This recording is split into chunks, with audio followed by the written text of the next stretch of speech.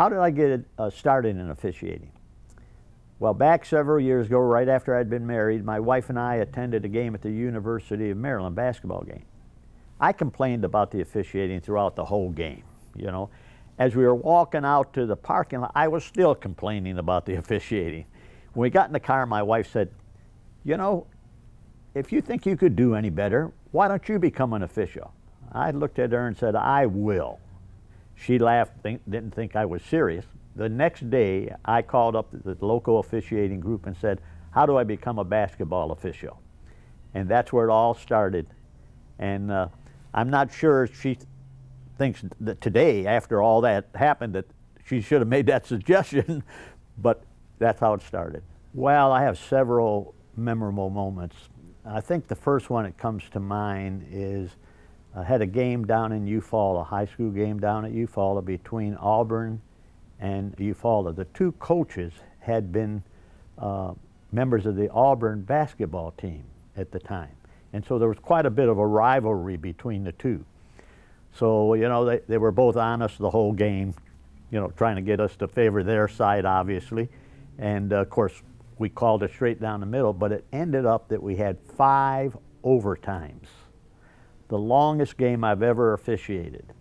At the end of that game, both of them came to us and said that was the best officiated game we ever had, which is something you don't get too often and you really appreciate. The other thing that comes to mind in terms of memorable moments is that the finals of the 6A finals up in Tuscaloosa at that time, and I got to officiate that game. And again, it went to an overtime, and I think there must have been well over 12,000 people there. And you just, in high school ball, you just don't get to officiate a basketball game with 12,000 people. They were sitting in the aisles, as a matter of fact, okay? I had left the state. I had been assigned up in Washington, D.C. I had told Bubba Scott, however, who was the executive director at the time, that I would handle the officiating at Auburn University because they had split the state finals between Tuscaloosa and Auburn. I got on an airplane, flew back just to handle that situation. And I believe it was in 1996 when we had the big snowstorm. And so it made it doubly hard to get the officials into Auburn, to get them over to the university for the game. But it all worked out. The greatest satisfaction I got out of officiating was the attitude that I took towards it. That is to say that I considered it a community service.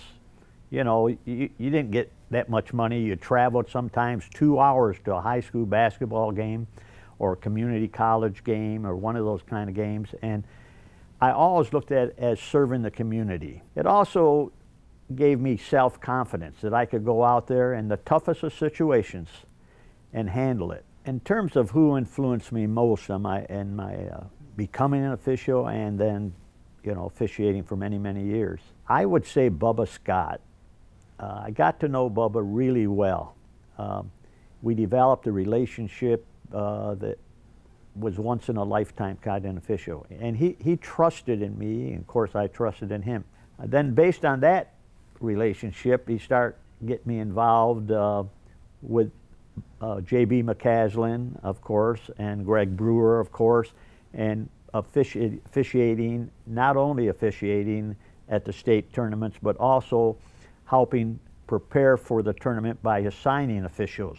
The other person I have to talk about when you talk about influence was my wife. She gave me the kind of time you need when you're officiating. She encouraged me.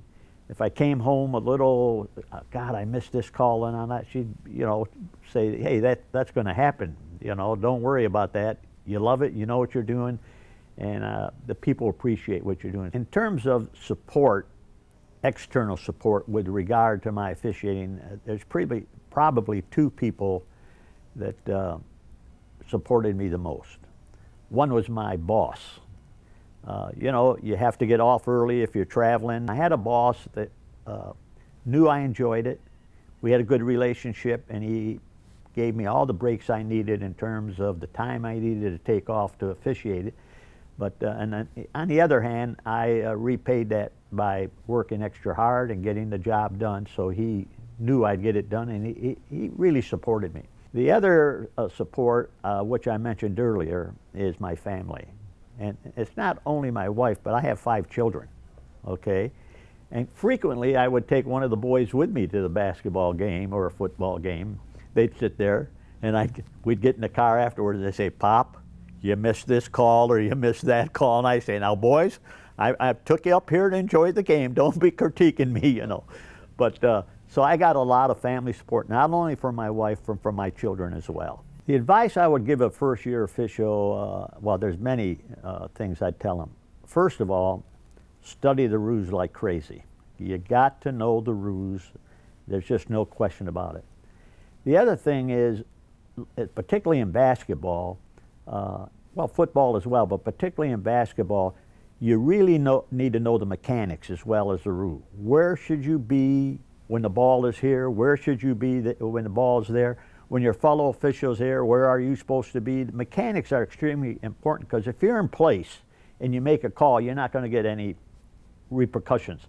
But if you're out of place and you make a call, you know that coach is going to jump on you, and he should. So mechanics are very, very important. The other thing I would tell a first-year official, when the commissioner calls and says, "Can you take such and such a game?" the answer should be yes every time. So with regard to getting inducted into the Sports Hall of Fame, Alabama Sports Officials Hall of Fame, first of all, one must understand that you're elected by your peers. That's the greatest honor anybody can have. If your peers feel you're good enough to be in the Hall of Fame, you've done something that's just unbelievable as far as I'm concerned. No one gets into officiating looking to go into a sports hall, to the Sports Hall of Fame. I mean, you just don't do that. But when it finally does happen, it's a great honor, but it's even a greater honor by the fact that it was your peers that selected you. There can be no greater honor than that.